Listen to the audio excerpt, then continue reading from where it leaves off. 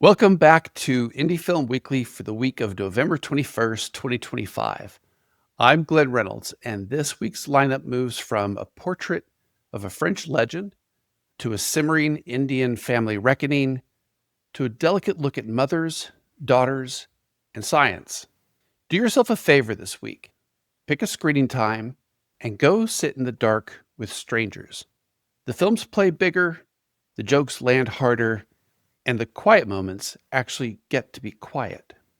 On deck after the theatrical rundown, a sharp TVOD pick about a blocked writer who must rewrite more than his script, and a classic that turns a summer crush into a slow chill.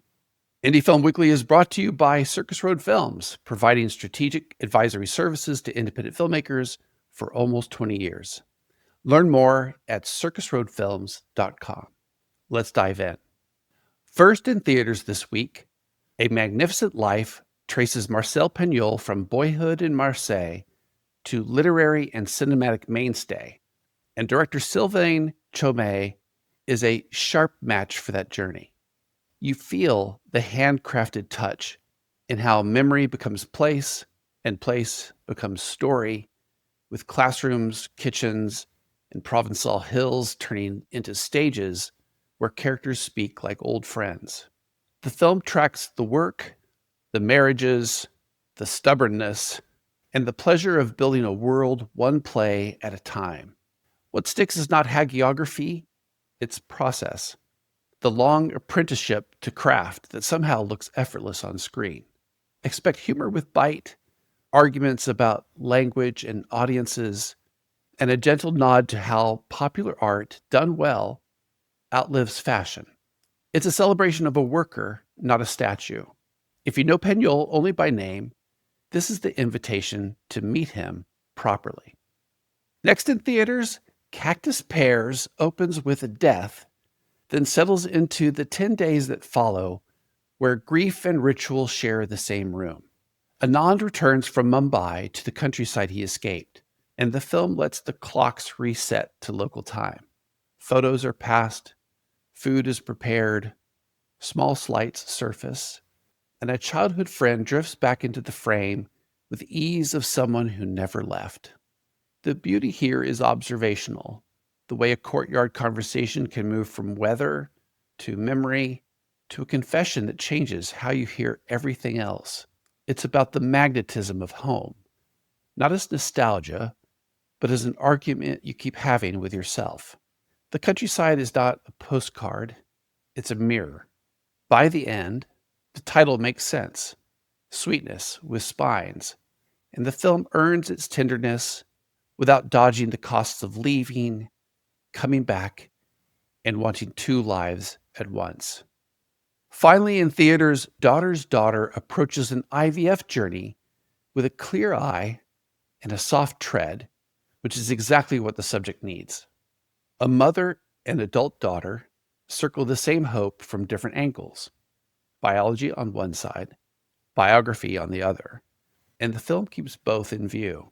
Clinics and consultations sit next to family dinners and the unglamorous logistics of waiting, scheduling, and deciding what to tell whom.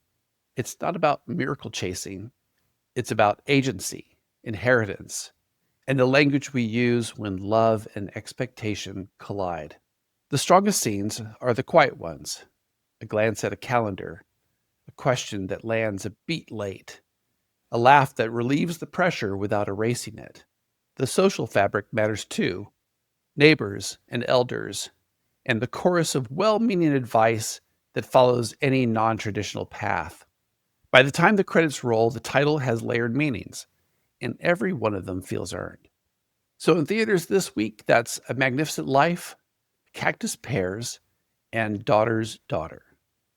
On VOD this week, The Rewrite opens with a black screenwriter getting notes from white producers that sand the edges off his story.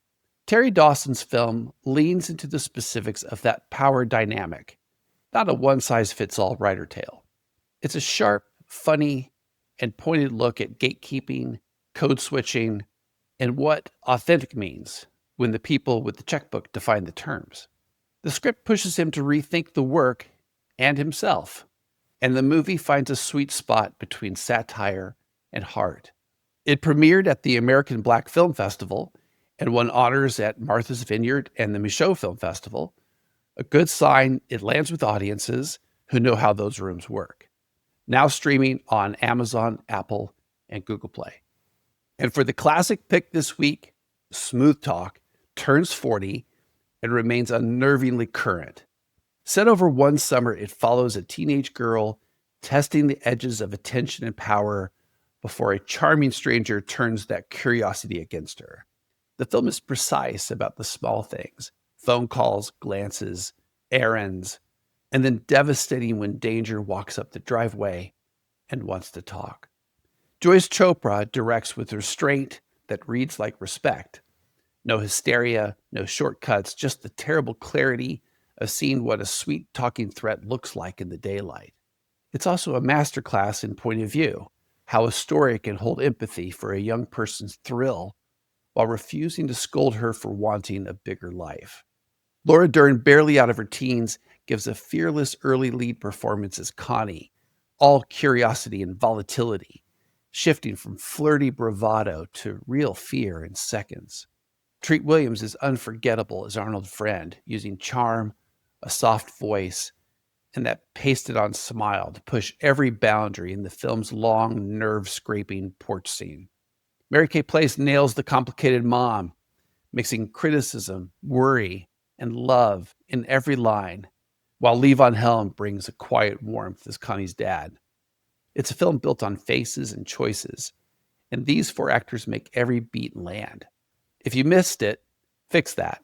It's available on Amazon, Apple, and Google, and it rewards close watching. And that's the November 21st edition of Indie Film Weekly. If a title plays near you, pick a showtime and go.